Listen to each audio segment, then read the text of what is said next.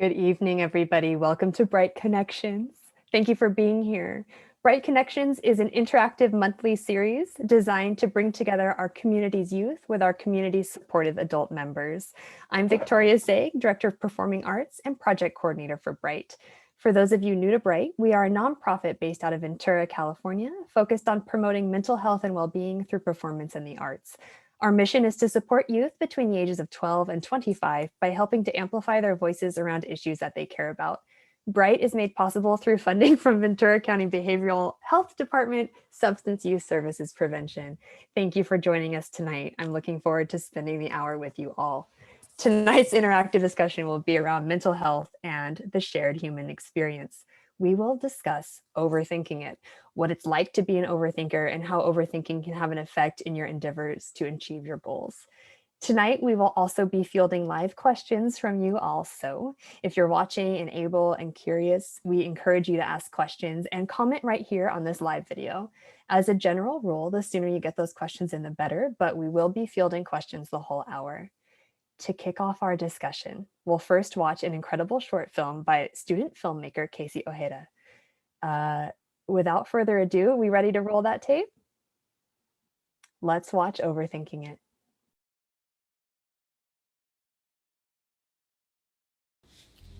Sometimes we can spend all day thinking about that mistake, that facet, or that trait. Something we did or didn't do. Something someone did or didn't do. All of our thoughts combine into this huge wave. It eventually drowns us. It's overthinking. It leads to being hurt and being stuck in the cycle of reliving the past. So just forget about it. Forget about what people say, things you shouldn't waste your time on, and just focus on yourself. Everyone is trying to get by through focusing on themselves, and so should you. Talk to someone if you need to. Don't be shy to bring up the topic of your mental health. Do the right thing for you, because this is about you.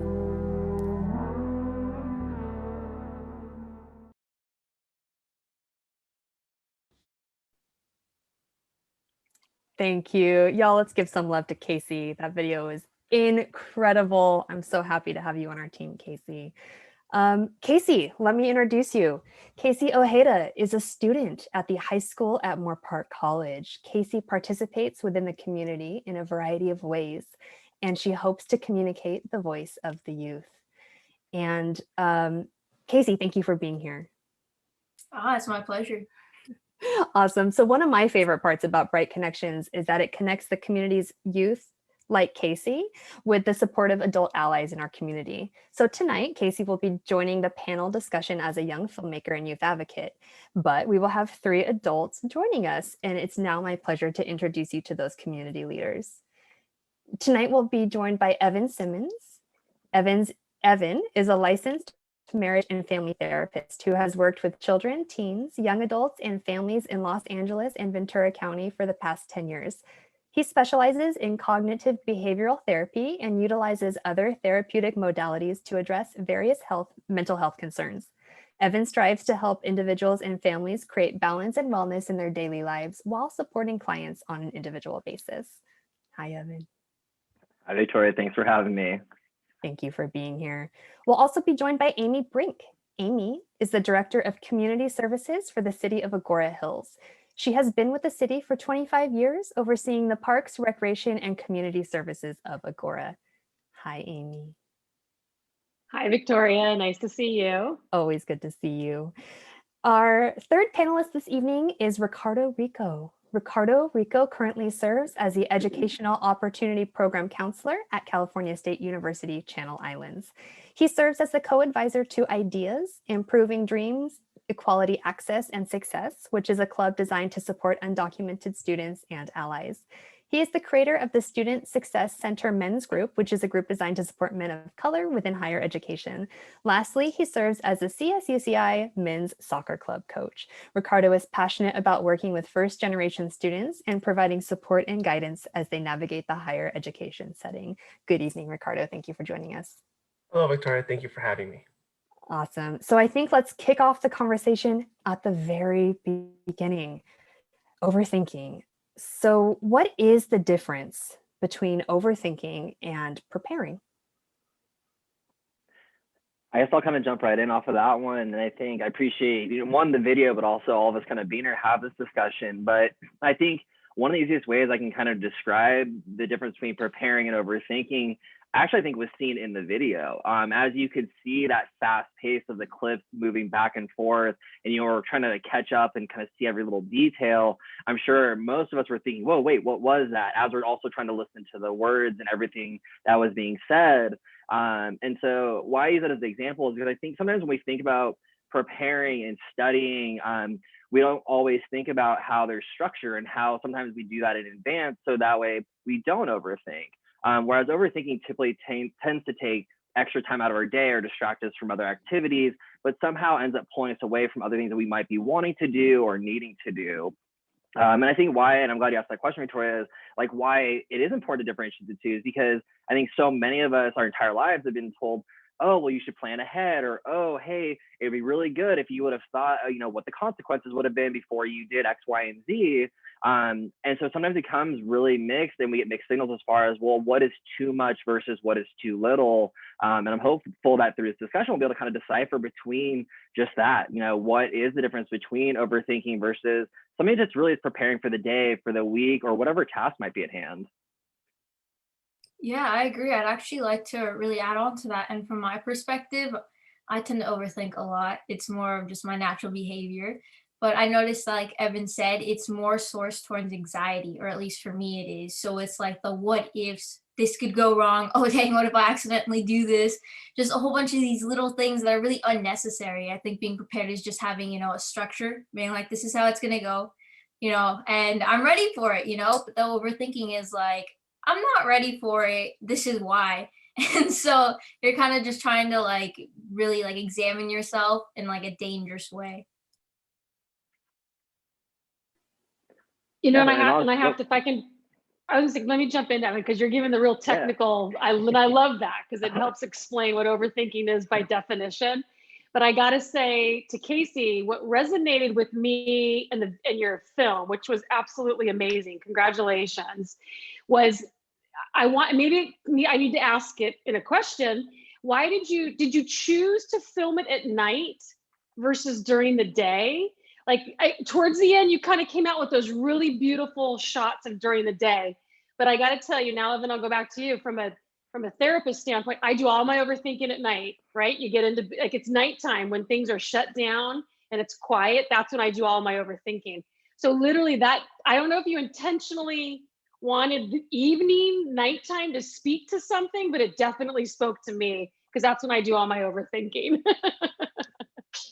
I find that really interesting because I was talking to Victoria when we originally had this idea for the video, and I was like, should I do it during the day or at night? Because I know personally, like during the day, it would be more pleasing, you'd be more relaxed. However, isn't that what we're trying to be getting at the times that we aren't relaxed or just aren't calm in general? And also, me personally, I overthink a lot at night. Oh, it's Yeah. terrible. But I mean, at the same time, at night, I usually like to go on drives with my family or like my siblings and calm down and stop overthinking, just jam out to music. So that really spoke to me in general because the nighttime seems to be, I'd say, the most complex sort of my life. And I really like just relaxing during that time, or at least trying to get there. And so that video was kind of just me reflecting my behavior as it would be someone calmly talking to me or music while during that time and just kind of moving around. Yeah, point taken. That was great. Yeah. When I was going to add, like, I think even in between, as like I was sharing kind of like the difference between overthinking and what I thought between that and being prepared, I realized, and I overthought in between you guys just talking that brief moments. So I guess kind of talk to your point, Amy, as far as is it more in the evening or the day? I think it can happen to us anytime. And what I started overthinking that brief moment was, ooh, I should probably highlight, there's also a very large gray area. It isn't just kind of those things you're either preparing or you're overthinking that, for any of us, it can look very different. And kind of just like Casey mentioned, in regards to anxiety can look very different for everybody. And so I think it is important for us to all recognize that it's taking everything we say and really looking at how bits and pieces really, relate to you or where you can relate. And that way you can kind of, take the information that we provide and either do something about it, or at least have meaningful discussions with others, as support or even education. I want to talk more about that gray area, Evan. So it's sounds like being able to tell if you're just thinking or if you're overthinking might not be that simple. Can you speak to that a little bit? And I really wish it was. I think that's one of those things where I feel I get stuck at times, especially I would say this past year. It's been really difficult to kind of decipher between what is appropriate in the new normal, what is appropriate just being virtual. And so I think, it's kind of looking at, as for yourself, just kind of really doing some self-reflection and kind of finding different ways to kind of really do that. But I guess before I answer, I kind of want to see, like, Casey, do you have anything you want to add from more of kind of like the youth standpoint? I think society in general really does make us overthink. Not only that, I think it advertises and romanticizes overthinking as a form of being more complex, beautiful, and complicated. Because I've noticed in this society, if something's really easy, it can either be really overlooked or really looked down upon for some reason. And that's just something from a kid's perspective. For instance, okay, an essay, okay? Whether you turn in an essay that's very simplistic, has a clear thesis, or one that is more complex and, really makes you think, that one is more likely to get a higher grade compared to the simplistic one because it's, not well thought out or something like that. However, it's how you execute it that we struggle in. In life, when we're overthinking things and trying to have that really complex vibe and everything, it's really, really difficult to execute and most likely leads us down horrible pathways compared to, being simplistic. And, I used to personally think that being simplistic was like looked down upon, kind of like not my style, but it really differentiates someone that's actually playing it safe and knows the experience. And I think in adulthood, that's like the reason why an adult can really calm down about things and be like, all right, I'm going to take it slow and all this, compared to a child that's just eager to do everything and do it perfectly and try to get through all these different things. Ricardo, as somebody that works with youth, what would you have to say with that? Yeah, I think Casey makes a really good point, and I really appreciate her saying that, because one of the things that I've noticed is a lot of times when people are overthinking it, it's based off not fear of failure, right? Of getting it wrong. They start fixating on that, right? Versus whereas when you're preparing, it's really wanting to succeed. So a lot of the times that I've noticed with students, when they're overthinking it, is because they're scared something's going to go wrong, and they're fixating on what's going wrong. Versus when they're preparing, it's because they want it to be right. I don't know if that's something that maybe Amy or Evan noticed, but that's one of the biggest things that I notice with students nowadays. Well, I guess I'll kind of jump in because I ironically just had a very similar conversation with an individual today about that, in regards to also overthinking when it's appropriate to speak up and speak out.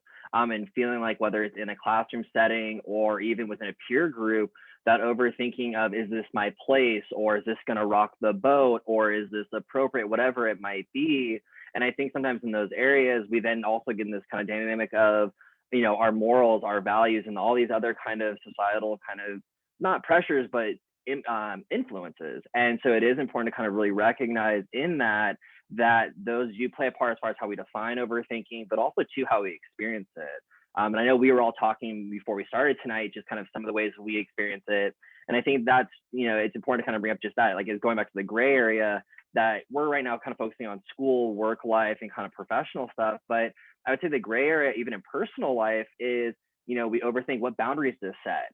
We can tend to overthink, in especially times like this, what is safe versus unsafe. And I think it's really important at times too for us to kind of step back and almost do like we're doing here today, talk with those that are closest to us, and hear different perspectives. Because sometimes we overthink and really kind of ruminate on our own thoughts, and we only hear the one or two sides that our minds come up with. We might be missing some very important pieces by just checking in with somebody that we trust. Yeah, actually, Evan and Ricardo bring out big points. And the fear of failure, I definitely have that fear of failure. And for me, my reasoning is really because I'm put against a whole group of different students, and you have to be differentiated based off of being the best. In a competitive atmosphere that school puts you in, like it's really stressful, and you start thinking about, like, first of all, what do I like? How do I hold myself up? Like, what do I look like to others? And it really just puts a whole bunch of negative attention towards yourself, and that really just causes you to think over and over again and get stuck, which is why those students that seem to be really focused on themselves and just doing what they want to be doing seem to always just get ahead. And I think that's really misinterpreted a lot of the time, especially by students. I mean, I've been there before where I've just been trying to figure out what people perceive of me and trying to better that. And so, I can get looked at by colleges, and all of this. And it's really stressful. And I feel like nobody really talks about that, but it's very toxic and it's just our daily lifestyle. I think you make a really great point, Casey. I think one of the biggest things that I notice is, especially right now in so many Zoom calls, right, Zoom meetings, when we do introductions, how many students are overthinking their introduction, right? They're simple. Hey, my name is Ricardo, and I'm the EOP. They're overthinking that, right? And they're not even listening to what the other students are saying or introducing because they're so caught up on when am I going to go next? Is he going to call on me next? When do I go, right? Where it's this fear of maybe saying something wrong and that someone's going to judge them for them or think poorly of them. When in reality, most people are too busy thinking about what they're going to say, right? No need to worry really. Like in general, no need to overthink it. Yeah, totally though. I get that. And I also think that inside it's like, society in general kind of makes overthinking a lifestyle. Now that might sound crazy, but overthinking definitely can be a lifestyle. Whether it's like planning everything that you do and having a meaning behind it. I used to think that if you were to do something, you had to have a meaning behind it. But really, you're just living life and there has to be no meaning. Just, live it. And that's something that I had to actually learn by myself because school doesn't really teach you how to manage your life in an orderly fashion that won't get you like mentally like in difficulties or, have bad mental health. And that's really, really important that we don't have bad mental health yet. We're being stuck. Thank you guys all for chiming in. I am seeing a question come in from Joswan on our Facebook live feed. His question is for Evan, and he wants to know, I want to know this too. How has life been during these times as an LMFT? Okay. I guess that's a very loaded question in a sense, because I think for most therapists, we're going to have very different answers. But I'd say no, I'd imagine some would have very similar. I think this past year has really shed light on, one, the ability for all of us to adapt in different ways, but also two, just how hard it can be with uncertainty. And so I think what's been interesting to kind of have to really navigate this past year in particular is really also being alongside other individuals even more so in the uncertain. And so in some cases, or a lot of cases, I can be a solid foundation where, as we're talking about, well, what's going to come or what are some options, whether it's going off to college or other life transition phases or other things that are maybe going on in somebody's life, this past year has really highlighted that I don't know. There's things we don't know if things are going to be closed down, opened up. And so I think as a therapist for myself, having that reckoning of, oh, okay, like I know I feel this too, and making sure to have my own space to really self-reflect and take care of me has been really important, and self-care. And I know I've talked about this in other BRITE Connections talks we've had, but even more so, the self-care has been so key. And that's not just kind of so I can continue to be a therapist and at my top level there, 100% just more as a human, and really recognizing that in these times, it's okay not to have all the answers, even more so, and be able to kind of say, hey, let's look into that together. Or, you know what, I know somebody who works for the city. Let me get their information to you and let's see what opportunities are available, during the free time virtually. Or honestly, I have no idea. I know somebody that's at Channel Island, at Cal State Channel Islands. Let me check in with them to see if they have resources. And so I'd say, like, just as a therapist, it's been amazing just to kind of continue to have the community support, but also very difficult in the regards that, yeah, we're all human. And so it's being able to kind of take care of me so I can take care of others. But then also recognizing, and Casey kind of talked about this a little bit ago, we also kind of romanticize and idealize this overworking mentality, and if we're not working or productive, that we're not being busy or we're somehow less than. And I would say, like, and I know this is more professional and not personal, but having many, many conversations about just that with so many different people about how they want to be productive or how they have all this time, they should be doing so much more, and really having to kind of explain that, no, it's okay. Like what you're doing right now is enough. You know, the fact that you 4 out of 5 days got up, took a shower, were at class on time, you know, you did something, like that is okay.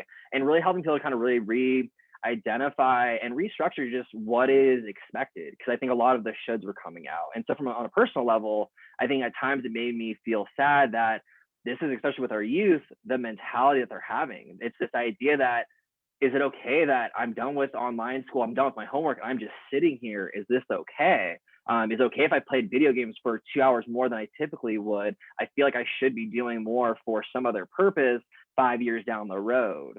So I definitely think this past year's highlight a lot of that. Honestly, Evan, I think you're 100% right. And I think one of the things that I noticed, right, is that for us professionals, we think of overworking, right, in terms of, you know, the amount that we're doing. And I think it starts with students, right? The amount that we're pressuring to do in order to apply to colleges, or to prepare for graduate school, the amount of clubs or activities, extracurriculars on top of their schoolwork, occasional part-time jobs. You know, I think we're glamorizing that overworking from a young age, and then it extends to the next chapter. And then it stays with them when they join the workforce, and then they find themselves kind of like us, right, who are overthinking. You know, is it okay for me, you know, to take a break, you know, to take a personal break? Hey, you know what, maybe this past my work time, can I say no to this meeting? And that being okay. I think for the longest time, you know, especially in these type of fields in the social services, like you want to help, but sometimes it comes at the cost of your time, right? And it's okay to say, hey, I need some time for myself. And I think we need to model that as professionals. That way students can say no to situations like that.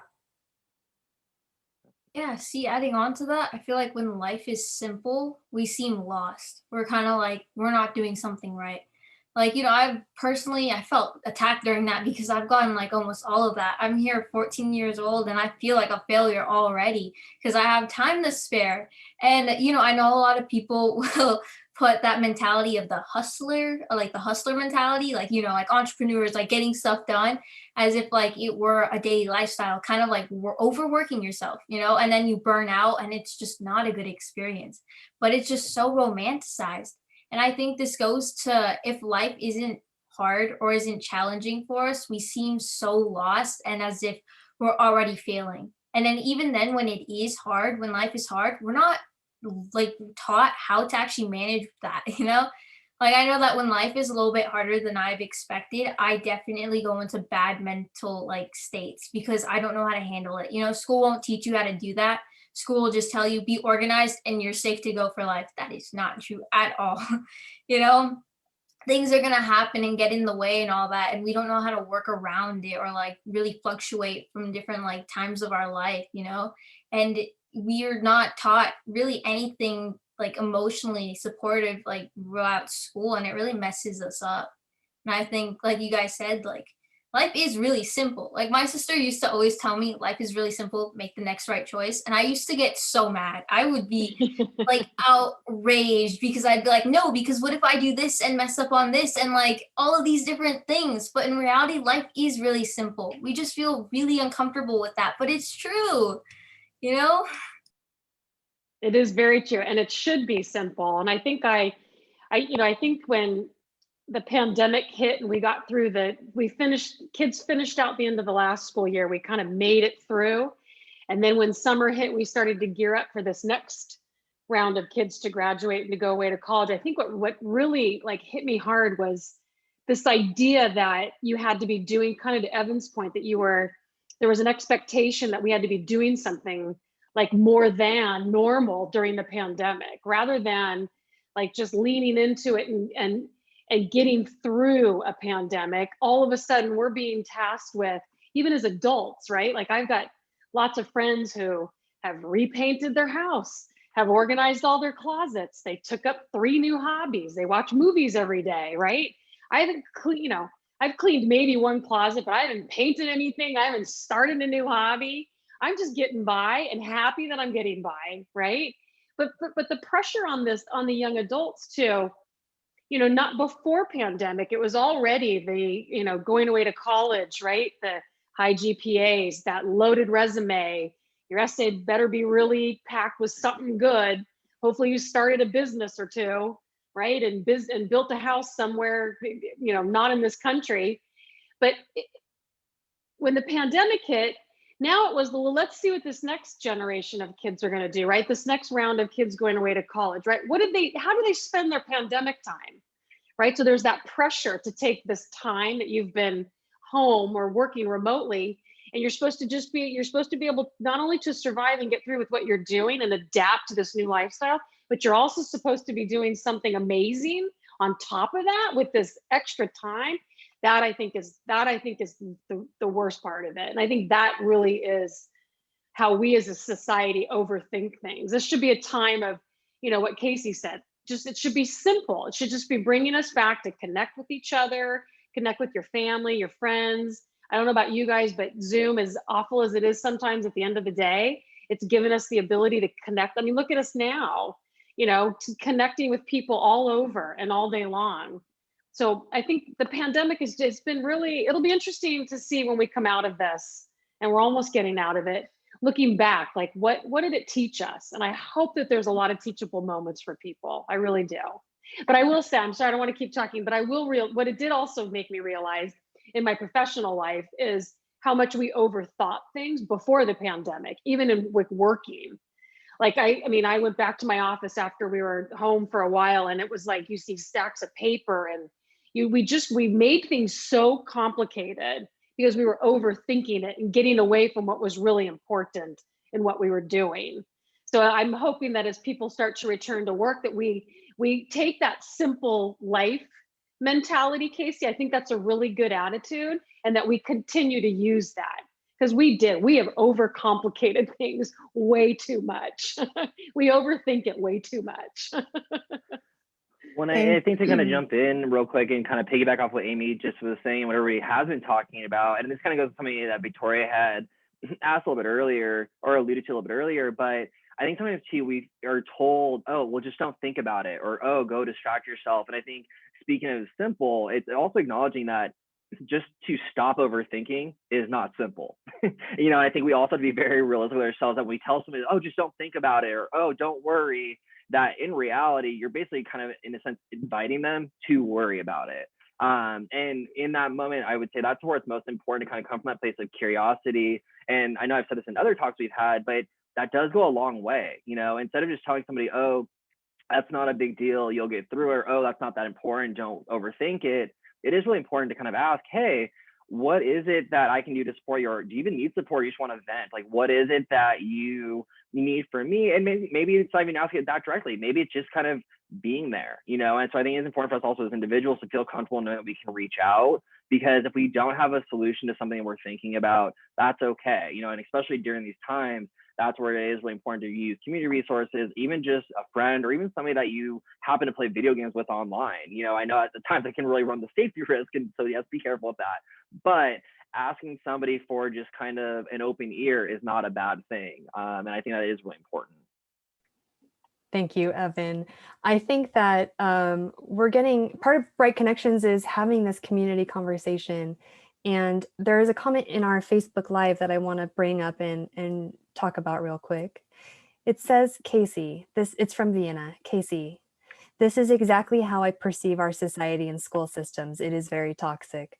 I think we need to input some balance training courses in each grade of school, starting in kindergarten. We're learning how to wind down and learn how to become an overall balanced person, not just a student that gets straight A's.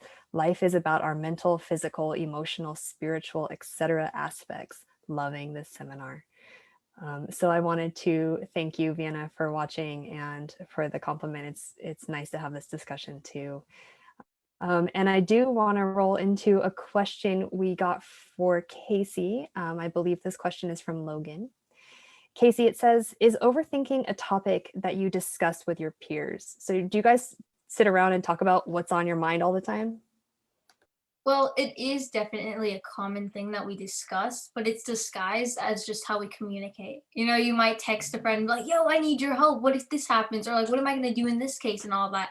And we're just trying to like be there as a group, like supportive and trying to help each other, be like, okay, calm down. This is what you're going to do in this and this.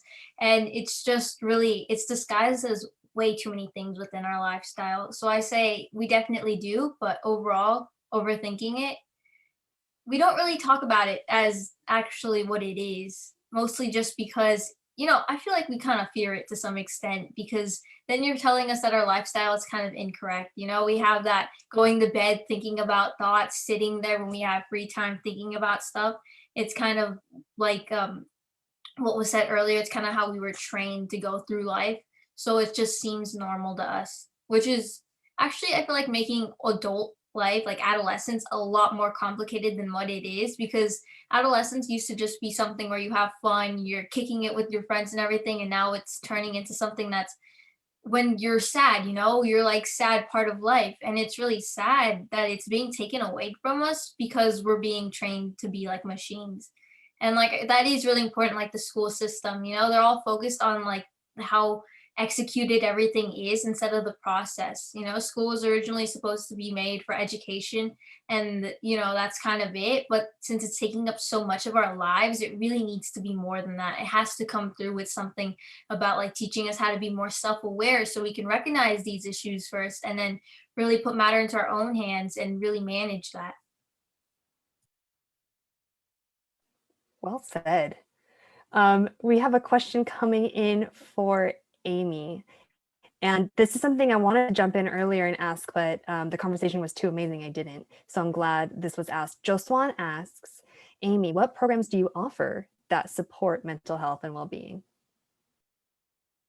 So, we offer recreation and community service programs for kids of all ages, all the way up to seniors. And, we offer the typical yoga, meditation classes that when we went into COVID, we had to completely pivot and do it all online.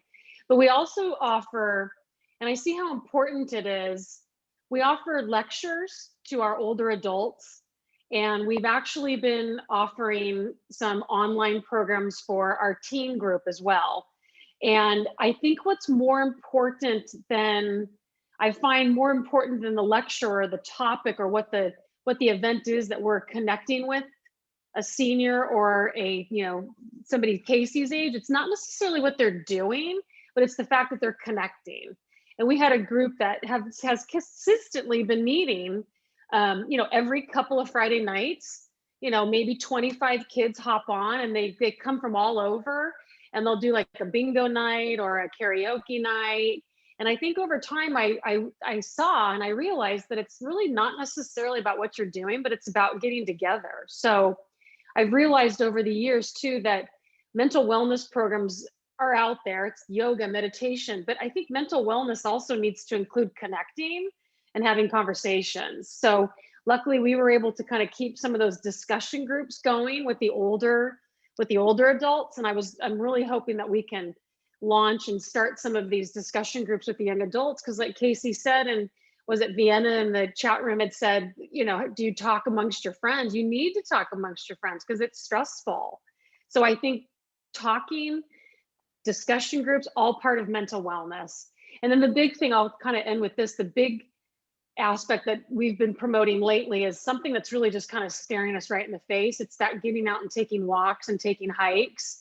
I mean, I always think to myself, I don't know if any of you, Ricardo or Evan, even Casey, if you guys have thought like how, like you watch what's happening with the world in the pandemic. And sometimes I think to myself how thankful I am that we live in the area that we do, because we're able to go out and take walks and take hikes and live in this beautiful area where a lot of people who are suffering are, live in those more densely populated areas. So just remember, mental wellness can be get up and take a walk for 10 minutes, call a friend, chat with them. I'm all about calling, write somebody a note and actually mail it, all kinds of those things that make you feel good. It's like Evan said, there's a little bit of mental wellness is self-care, and sometimes doing something for somebody else is part of that self-care. So programs, hopefully programs will come back. Right now, a lot of the programs aren't allowed. I'm sure Ricardo can speak to that, being on campus. A lot of gathering is not allowed, which is so counterintuitive to us, right? And I think in the next couple of weeks, we're going to see some of the guidelines being changed on that. It's really strange. It's a strange time that we live in for that, being told who you can hang out with and how many and when and how. Hopefully we'll start to see some of those changing over the next couple of weeks. I want to just speak a little bit on what you mentioned, Amy, on the connection piece, right? I think one of the things that we're noticing, at the university settings, we try to offer a variety of different support systems to students, right? Through a variety of workshops, social events. And one of the things that I've noticed is our connection is what the students are missing.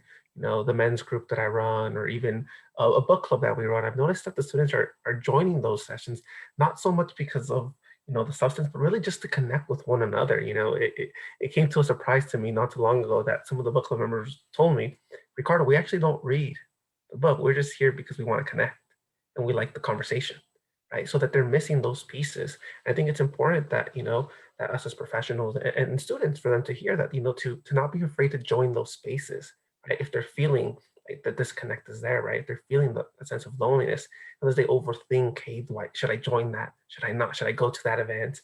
Virtually, I think it could be intimidating, but I think it's important that they give those a chance, right? Because it's an important way to get connected with other peers, because I think we're missing that right now.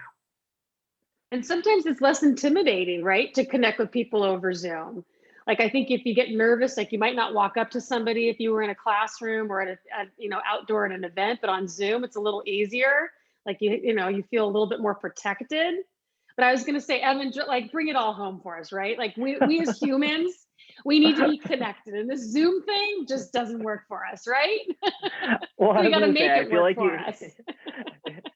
Exactly. And I was going to say, I feel like you guys both have said this, but not directly said it. And so I think I just will. I think the reality is in this year of disconnection, the reality is we are meant to be connected. And so we often forget that isolation, loneliness, being on our own, away from others, is almost like a breeding ground for overthinking. Those are those times where we're only on our own, in our own minds, with our own thoughts, and to a certain degree, in a very conscious and grounded space that is self-reflective and healthy. But then when you're sitting there and that is all you have all day, every day, to both your points, exactly. That's why, like, we do need to find ways, albeit small, to be able to connect to others. So whether it is an online forum or just some sort of connection to have, human to human dialogue, is just so important. We are not hardwired to always be just staring at a screen and just kind of being in these moments. But at the same time, we do have to adapt and, really look at, well, this is the situation we're in. And so, to kind of what Amy was saying, I think we do have to be grateful. We have to be grateful for those little successes. We have to be grateful for those little joys that maybe we took for granted in the past. And 100%, if you do live in an area that has the access to trails or the beach or whatever it might be, definitely, just even if it's standing outside and being grateful for that opportunity, is so key to your mental wellness. And if you don't have those things, it's going out on your front porch. It's going and finding some place where you find that connection, you find that meaning, just to kind of really reground yourself and remind it that, yeah, we do want to keep it simple, but at the same time too, we want to be realistic. And we are a community, and being a part of a community isn't just staying on our own and being by ourselves. It's having others to be a support, no matter however you want to define that, whatever that may look like. Evan, why are our kids why do they feel so stressed about making decisions? Like Casey said, she gets anxiety when she starts to think about something, and then she starts to really, obsess on it and overthink it. And I can't help but feel a little blame as a parent, and having a daughter who's almost the same age as Casey. I find myself lately just saying to her, don't overthink it, just do it. Like, why is it that they can't email a teacher or, turn something in a little early or pick a different book? You know what I mean? Like, why are we overthinking it? Have we done this? As we as parents, have we ruined this for our kids? Why are we doing this? I mean, that's definitely a big question as far as the why. I would say, like, there's no real, like, hey, this is it. But I guess if I go through kind of a generational thing, I think one thing that's really different that we have to acknowledge is this is a generation that's grown up with technology. And so we have to, no matter what, consider the fact that when you've grown up with a cell phone and used to instant gratification and having answers and having whatever you might need at your fingertips, and then all of a sudden you're being told, okay, stay at home, you're basically grounded, and you don't have friends, other outlets, whatever it might be to kind of keep your mind going. Oftentimes that's when the overthinking will kick in. It's needing more stimulation. It's looking for more connection. But then at the same time too, I think we've all said this in different ways, yeah, we have to look at what society over the years has really modeled, or not even modeled, just in a sense said, hey, here's what you have to do. This is what quote unquote the norm is. And if you step outside of this box, we're going to look at you cross-eyed and kind of like, that's not okay. And so I do think it's really important for us to look at our own roles as far as whether you're a parent, you're a therapist, you're a friend. How do I, perpetuate some of these ideas, these beliefs about what should be done or how I should be acting? And really just being able to have some of these tough discussions like we are today. I think you make a really good point, Evan. I think, technology plays such an important role in overthinking. I think when we look at students and kind of how they go about things, right? What was once a very personal space of, hey, you share, some personal aspirations. Now we find students overthinking what they're gonna post, the video, the picture, right? It's not getting the gratification or maybe the amount of likes that they were anticipating. So now they're even overthinking their personal hobbies and what they enjoy. So it's not just in the school setting, the professional setting, but now even in the personal realm, right? That they're overthinking the decisions because it's not getting the gratification that they maybe anticipated, right? And I think that's something to really look into, how technology is playing into a factor of individuals just overthinking everything from professional work and now personal. And real quick, just kind of add, because I know we're going to move on to something different here, but I think also to answer kind of ending your question, we also have to kind of really look at, especially this past year, there is a difference between pandemic fatigue, depression, laziness, and we tend to want to put labels to things. And so I think it is also important for us to really look at, what labels we're attributing to people's experiences, feelings, and everything as well, so that we can continue to also have some of these very honest conversations and really get a better sense of how we can support one another. I'd have to say, oh, sorry. Go ahead, Casey. Well, one last thing that I wanted to add on that is that even I personally sometimes forget how much control and how much freedom I have in life. I'll be sitting there and be like, wait a minute, I could really just do this and that would be the end of that. But at other times I really do fear not being that person that, either like, you're just sitting there and when we're thinking about, well, who do we want to be? We have so much freedom to be who we want to be, but we have no idea who the heck we want to be. But we're also terrified to go out and try to be it already without knowing a plan to it or something like that, because, we're, terrified of the unknown, especially with social media. And it's just social media, it's so easy to target you off of that. Like there's so many different experiences like that I personally have experienced too, where like if I'm like really confident and just like going out there and all, and be shut down immediately. And then it's kind of like, wait a minute, what? And so the fear really does, I feel like, get to our generation, especially now since there's so many different things that you could do. But I also feel like my generation or the younger generation, Gen Z, is also really good at kind of stepping out of that norm as well and getting really into that freedom and just, doing everything that we thought we could originally do. But I also think it does actually feed overthinking, because it's not like, oh, I'm going to just walk down the street and get soda or anything. It adds a lot more. It's like a lot more responsibility in general. You're so articulate and cool. Thank you for hanging out with me right now. I want to flip the coin. I don't know if I'm the most moderate moderator, so I'm sorry if this is abrupt, but we've talked about a lot of bad things that can come out of overthinking. And I just want to put light on the other side if there is another side, and if there is light. Can anything good come out of overthinking? Oh, 100%. I guess I was going to start off with that. I think what we forget is, again, it's how we define it, right?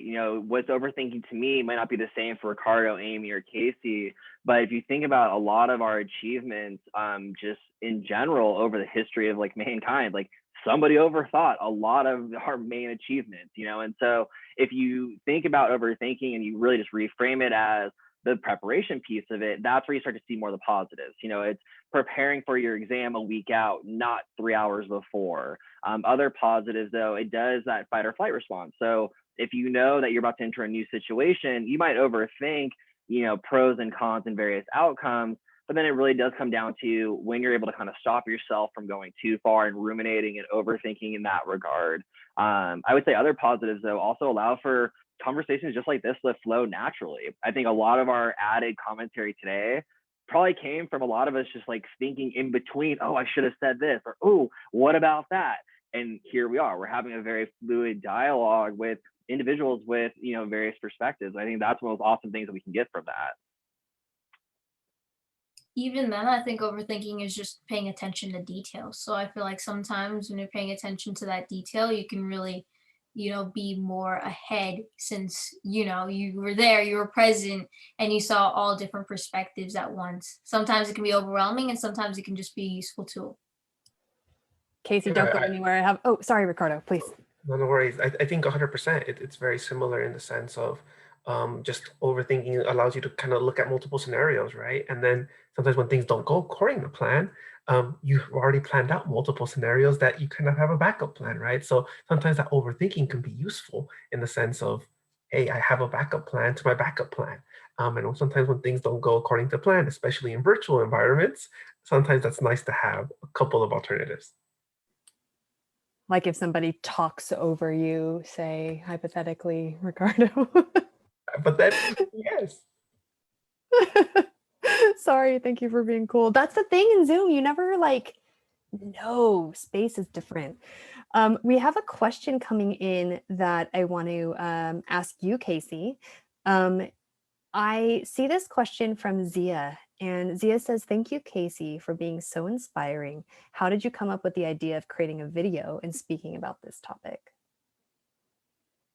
So I actually came up with the idea of overthinking really. I was talking with Victoria because keep in mind that this was originally for like a prompt. We had to figure something out.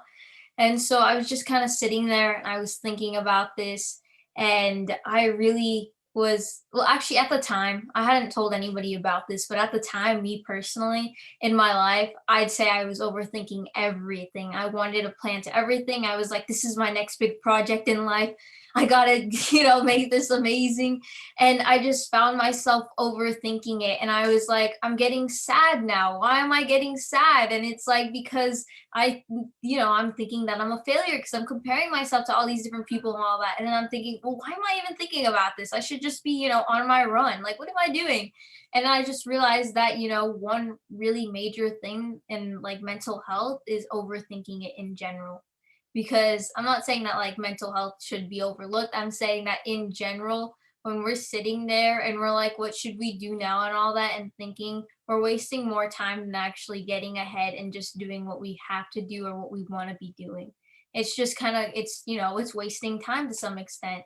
And it's a really dangerous game to play, but like I said earlier, it becomes a lifestyle. And so I was kind of just there. And then I have my sister telling me, don't overthink it, just don't overthink it. And I'm here freaking out because I'm like, what does that mean? Like, what are you talking about? Don't overthink it. That seems normal to me. Like, that's just thinking, right? And then she's here and it's like, no, it's not overthinking. Like, what do you want to do? And I was like, well, I want to create something that, multiple people can actually relate to. And then I thought, wait a minute, overthinking. We all go through that. And right now it seems like something I want to focus on in my life, and maybe I could help others with that. And so that's kind of where the idea originated. And I brought it up to Victoria, and she was like, wait a minute, that was a really cool thing. And one thing that just randomly came up in my mind is life is hard. I mean, when I was sitting there, I was like, is this what they mean by life is hard? I think life is really difficult, but nobody actually like tells, you're not going to go up to like a 5-year-old and be like, life is hard. You just have to stop thinking about it and just do what you want to do, because nobody thinks about that. Like, school won't tell you that or anything. But I think when life is really hard, we usually get frustrated, but we bring all of that frustration into ourselves. And we reflect it off of other people sometimes, but mostly it's just us being mad at ourselves for, whether you think you're already that failure or you're not doing something. And so that just all of that stress is just going into us, directed straight towards us. And it can make us sad. That's what I realized. It was just me freaking out about something and then it going towards me. And I was like, wait a minute, chill out. This can't be like, how did this happen? Like 1 minute I was really happy and excited, and the next minute I'm thinking I'm a failure, I'm behind, and this project's gonna turn out sucky because I'm a sucky person. I'm like, wait a minute. And so it was just a matter of me kind of having an anxiety attack in that moment and realizing, okay, this is something that has to stop now because it's really deteriorating my mentality and really just wasting so much of this precious time that we have. And so that was really, sorry, that was really long, but that was really it. Casey, are you taking new patients? Can you be my therapist, please? We have a question here from Renee that I would like to ask Ricardo. And the question says, hey there, Ricardo. What is something you see your students overthinking about right now? Is it going to grad school or finances, or what's coming up? Definitely, I think transitions, right? I think transitions in life is one of the biggest things that we overthink. I see that a lot with our graduating seniors, right, who are going into their final year. I think, do they go to graduate school or do they enter the workforce, right? Which is the right decision? What's the best one for them? They're hearing that their peers are going to graduate school. Does that mean that they have to go too, right? And sometimes it makes sense in career trajectories, and in others it doesn't as much, right? And I think for a lot of students right now, that's what they're overthinking. As we're starting to start looking at our applications for the incoming freshmen, that's another thing that they're overthinking, right? What's it going to be like in the fall? Are we going to be in person? Are we going to be, what's going to be the distancing for that? What is that going to look like? You know, and there's a lot of that transitionary piece. I mean, I think transitions in general are very difficult, going from middle school to high school, from high school to college. There's a lot of change. So it's very easy to overthink those situations of, who am I going to be when I get to the college life, right? Am I going to get a job when I graduate? Was it worth it? Did I make the right choice in terms of a major? Well, there's a lot of things to overthink during this transition period, especially with COVID, and that, where normally we'd be doing a lot of career fairs, graduate fairs to help prepare them, right? And to start hopefully lining those up. We're not seeing those as much, or maybe we are, but they're not seeing them as much of some of those events and programming, that they feel like they're on their own during this transition piece. Thank you for saying that. We were talking with the tech people about rolling the film again at 7:53, but I'm gonna call for it now, mainly because I just want to say, can we roll the tape again? But when we do, I want us to all watch it again. Now having this conversation in our minds, something that somebody has said that stuck out to you. Let's watch Casey's video again, now knowing a little bit about who Casey is and where she was coming from. Mitch, can you please roll tape? Sometimes we can spend all day thinking about that mistake, that facet, or that trait. Something we did or didn't do. Something someone did or didn't do. All of our thoughts combine into this huge wave. It eventually drowns us. It's overthinking.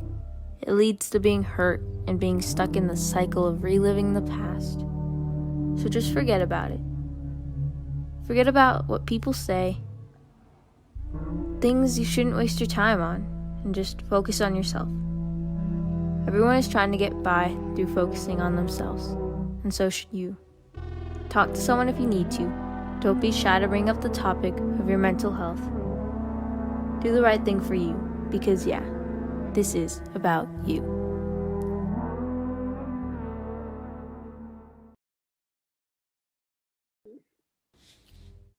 Thank you. I love watching this video, and I love watching the chat go off with how amazing Casey is and how well spoken she is. It's such an honor to have you as a BRITE spokesperson. And I want to, before we part ways for this evening, I want to be human. I want to show our humanness. What have you all done that you would like to share with us that falls into anything we've talked about or not, or something about overthinking, or like, for example, I wasn't planning on showing you this, but I'm wearing sweatpants for this event because I can, and because I'm human, and because there's no point in like putting on regular pants for this. It's like blazer and then sweats. So there's my human. Does anyone else have a human thing they would like to talk about? I can go next. I think for me, one of the biggest things is the imposter syndrome. As a first generation, professional, I was a first generation student. My parents didn't go to college. So a lot of times I often feel or felt in college that maybe I didn't belong, right? That someone would find out that I wasn't the real deal, right? That I got in by accident. And a lot of times students feel that, maybe in high school and in college. But one of the things is you still feel that as a professional, right? Like I still get nervous when I have to interact with some of the professors, even though I'm a counselor, right? I have a master's degree in counseling. Sometimes I'm still doubting myself. Hey, am I at the university level, right? And my students can't even picture me thinking that because they're so caught up on overthinking, do they belong? But they don't realize that, hey, like it happens to all of us and that's okay, right? At the end of the day, we're all working through it. We're all human. Thank you, Ricardo. You're an amazing voice in our community. Thank you for being here. My I'm human part might be a little bit intense, but like I know like even a couple months ago, like 6 months ago, this may be a shock to you guys, but I had a little bit of a drinking problem. That sounds really surprising because you would never expect that from me. But totally, man. I mean, I just in general, like life can get you down sometimes. And then when you try to find a scapegoat, especially with the pandemic, I used to do like 3 sports and like really like tried doing things because I'm a really like movable person, have a lot of like adrenaline energy all the time for some reason. And so like that was something that I had to experience by myself, trying to figure out healthy actual coping mechanisms and then also like in general being a person and learning to love yourself instead of hating yourself. And that was my human thing. I just, life hit me and I was like, oh crap. That was my perspective. Thank you for I your will say, transparency and your honesty, Casey. And me and you will talk offline. You're supported and loved and an amazing individual. well, and I was going to say, Casey's kind of giving me my human moment right now. I admit, Victoria, I got my slippers on. I don't usually wear slippers, but I figure it's the end of the day. So, but having the opportunity to be a part of this tonight and having Casey and that video and being so honest and so articulate with who you are and where you're at. And I'm going to try not to cry right now, but it's people like you, Victoria, Ricardo, Evan, Casey. I feel fortunate and I feel hopeful, right? I mean, this talk about pandemic fatigue, like I'm tapped and I know how people are really tapped. Tensions are running high. And I think that this is exactly what I know I needed because it just gives me hope and it makes me feel good that there's so many good people like you guys still out there that we have to stay focused on. So thank you for doing this, Casey. Thank you for doing what you're doing. And it makes me happy to know that your generation, people like you, I'm paving the way. I'm Gen X. I'm doing what I can, but I need to know you got my back and that you're gonna come up and blaze the trail for those with you. So thank you. I guess that leaves me. Honestly, I'm like regretting myself right now because I feel like, yeah, I appreciate everybody's just kind of honesty and transparency. And I feel like I will be fair, like I forgot the question initially. And so I had to remind myself what the question was because I feel like as we're sitting here and thinking about just like these real human moments, I feel like this is something that most of us have missed at different times. It's not even really knowing somebody in that depth, but feeling that connection on a different level. And even if it is coming from like a surprise or a shock, it's just still more of like, here we are. But I'd say for myself, definitely this past year in particular, I 100% have way more photos of sunsets on my phone than I've ever had in my lifetime. But then also too, just it's looking at those little things, it's one of those little things where you can just go decompress and have your place just to clear your head. And truly, like, I think that's what I found for myself is more of driving, having a place just to kind of clear my mind, especially after a long day is just so key for my own mental health. Absolutely. And I think it's too last minute to get this on the screen, but I want to call out our executive director and founder of BRITE, Kathleen Casimir, for singing Let It Go when she's overthinking. So thank you, Catherine, for sharing that with us. I'm going to try it. It sounds like it's going to work. Y'all, just like that, it's 2 minutes till 8. Last thoughts, anything you want to leave? I know we have a resource slide that I think is on deck. With resources in our community. Screenshot this, take pictures, do everything you need, use these resources. They're amazing. All of our panelists, would you like to say anything before we part? I think I definitely just want to kind of first off, thank you, Casey, not only for your vulnerability and honesty, but just also the video and giving us all reason to kind of come together and do this. Because I think honestly, I don't think you fully, maybe you do, and I hope you do, what you've modeled, even just this discussion, is I think something that for all of us adults who work with youth are really hoping to see more of, or at least hoping to convey, because I think everything that you said tonight really, I think, can resonate for a lot of people. But I know for a fact that no way would the words that have come out of your mouth exited my body at any point in time of my teen years. And so I just feel like I really appreciate just everything that you kind of brought to all of us, because it truly is just, it's creating a platform even more so for us to kind of step off of and say, hey, look, we're human and here's how you can ask for support and it's okay. Well, thank you for that. And I feel like one thing that I'd like to say for you guys is that, just, even after this, calm down, calm your nerves if you have any, and just relax because we did it. And it's pretty cool. No need to overthink and be like, oh, wait, I should have said that or that. No, it's okay. Past is the past, live in the forward, in the present. And so, yeah, thank you. And thank you guys for letting me do this, for letting me be here. Actually, I'm like, pretty young and you guys are all like experienced and know life and I'm just here like I'm sorry I'm a noob to life and so like thank you. I really Good catch on the you're pretty young and what you're about to say after that. Good catch there. Yeah, good catch. And also, Casey, you have a fan club going on Facebook Live. All right, everybody. Thank you for existing. Thank you for being here. Let it go. Let it go. If I knew the words, I would bust into it right now. Have a wonderful night. We'll see you next month. We're doing Overthinking It in Spanish. Have a really good night, everybody. Thank you.